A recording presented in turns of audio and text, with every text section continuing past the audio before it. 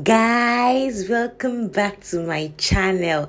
Let me show you how to make the easiest egusi soup on the internet. So I have my egusi here. The major ingredients that I need, I'll be adding some onions that I grated lightly, and this is what I'm going to be using to mix my egusi. So the method I'm going to be using is one I'm sure many of us are familiar with. I'm not going to be frying it. I have so many methods of making egusi soup. So I'm going to be mixing it with my onions. Some people use eggs, but I'm not going to be using eggs. I use just the onion, the grated onion, and then a little bit of water to make like a simple batter. And I'm going to be showing you how I'm going to be incorporating this very shortly. So after mixing it well, I like to make it thick like so. I'm going to be setting it aside until later when I'm going to be needing this egusi. So the way it is thick, that is just how the way I like it. And now I'm going to be starting the soup. I've added some palm oil to my pot. I'm going to allow this to like get translucent a bit, and I'll be adding some more grated onions to my palm oil. I'm going to allow that fry a bit, just a little bit, for about 2 to 3 minutes. And then when it has achieved the translucent consistency that I like, I'm going to now add some habanero pepper. That is the atarudo. I'm using just this. Guys, it was hot, so I needed just a little bit.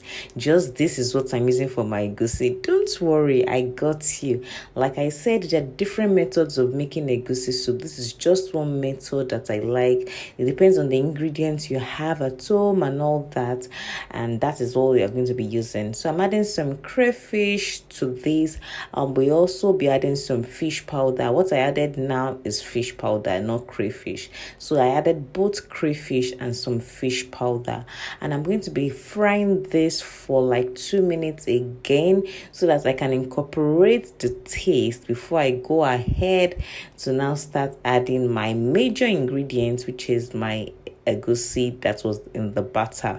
I'm using my hands. I just used my hands to like form like a little mold, and that is what I'm using to scoop into my pot. So you can like scoop it in different like pieces, which is what I like to do. It's still going to like fall apart at the end of the day, but I like doing this at first so that the egusi is not so loose and it's like in chunks. If you want your egusi to be in chunks, then this is what you're going to be doing. So with my spoon, I'm going to be stirring it here and there so that it doesn't get stuck to the pot, and then it's well cooked. I'm also going to make it like soak in the juice of the egusi, the crayfish, and then the fish powder. I'm covering my pot for about 3 minutes, and when it has cooked, as you can see, there's a difference. I'll start adding my other ingredients. I'll be adding some meat stock water, very important. I boiled my proteins by the side so that the soup will cook on time. You'll see what I mean shortly. I also parboiled this pomo I am adding because I'm not cooking the soup for a long time, so everything has been cooked separately. Do you get? I will be adding some salt to taste along the way. As I'm cooking it, I'll be tasting it to find out if it is enough. I'll be adding some bouillon cubes, my seasoning cubes. I'll be adding enough as I want according to my taste, and I'm just going to be mixing all this together again to be sure that everything is going to be well incorporated. This egusi soup, guys, is banged. It banged. It was good. Like, it was good. I'm not going to kid you. So I'm just going to like stir it back and forth, allow it to incorporate well before I now start adding my fish, my stock fish. I like a lot of stuff in my egusi soup. I'm using like my catfish, my smoked catfish. I added some stockfish, as you can see, and I'm adding some goat meat and some beef that I already like cooked previously. Just like I said, everything had been cooked separately, so I'm not cooking all this from scratch. I added some more fish again because I wanted a lot of protein in my egusi soup. So guys, I'm going to be making this simmer again, and I'm just going to like start cooking it for, I'll leave it for about 5 minutes. Yes, I'll just like stir it all together to make sure that it is well incorporated. My egusi, my pomo, my beef, my goat meat, my stock fish, my catfish, my smoked catfish, everything has to be well incorporated. Like there will be no difference. Everything will enter each other. They will marry each other at this point. So I cover the pot again for a bit for like 3 minutes. Nothing too long, honestly. Like this soup took less than 15 minutes to cook. I noticed it was getting too thick, and I was still going to be adding my vegetables, so I added a little bit of water to make it loose. At the end of the day, it was still very thick, so don't worry with the water I added. Like me, nobody sets any rules. If it's too thick, I'll add some water because I like to make it the way I like to enjoy it.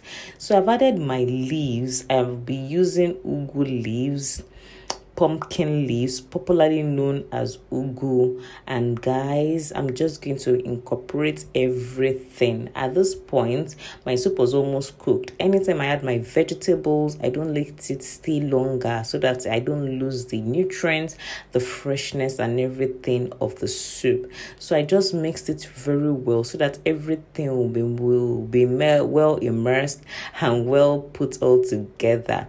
So I felt the taste was not what I wanted. By the time I added the vegetables, it had lost some of the seasoning, so I added a little bit more. I added more of my fish, and then I felt that it was not going to be enough, and I decided that I was going to be adding some palm oil and some more crayfish. So it depends on you entirely. I felt because of the other ingredients I added that everything was not okay. I tasted it and I felt, oh okay, it can use a little bit more of salt, you can use a little bit more of like crayfish, you can use a little bit more of palm oil, and that is why I added all these other ingredients to it at the end of the day. So guys, our soup is almost ready. At this point, I had turned off the heat, which is what I like doing. Once it's like almost cooked, I turn off the heat and I just allow the steam to cook every other thing.